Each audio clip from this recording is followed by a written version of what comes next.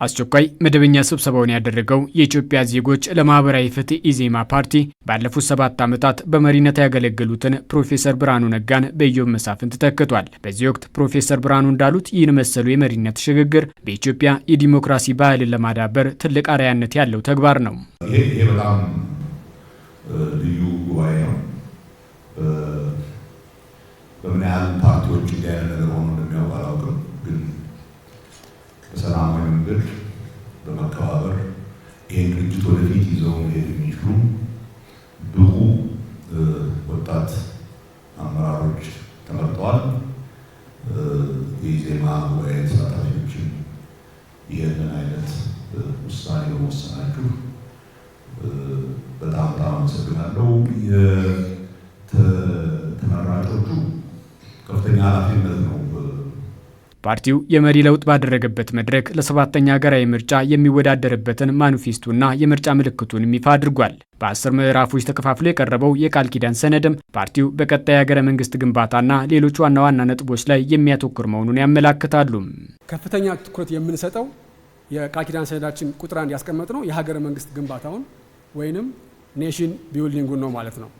ስለዚህ አሁን ላይ እጅግ በጣም ወሳኝ የሆነ ነገር ሰላም እንደሆነ እናምናለን። አስቸኳይ ስራ ብለን አጣዳፊ ስራ ብለን የምናምነው አሁን ላይ ግጭት ያሉባቸውን ቦታዎች ልዩ ከለላ በመስጠት አፋጣኝ የሆነ ምላሽ ማግኘት፣ ምክንያቱም ዜጎቻችን እጅግ በጣም እየተሰቃዩ በመሆኑ ማለት ነው።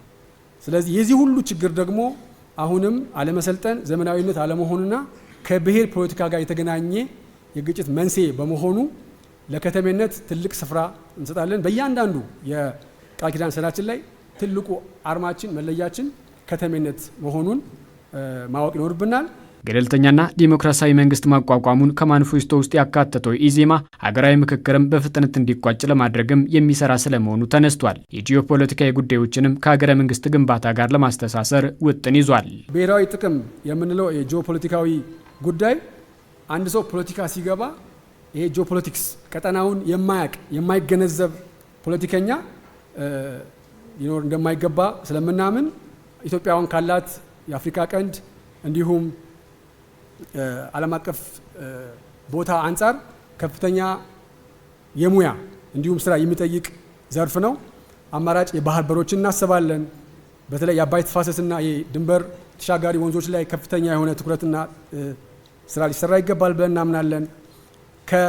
ከምናውቀው አሁን ከአሰብም ወይም ከተለያዩ ወደቦች አንጻርም የወደብ አማራጭ ደግሞ ሰፋ ያለ አማራጭ እንደምንጠቀም እዚሁ ቃል ኪዳን ሰነድ ላይ ተቀምጧል።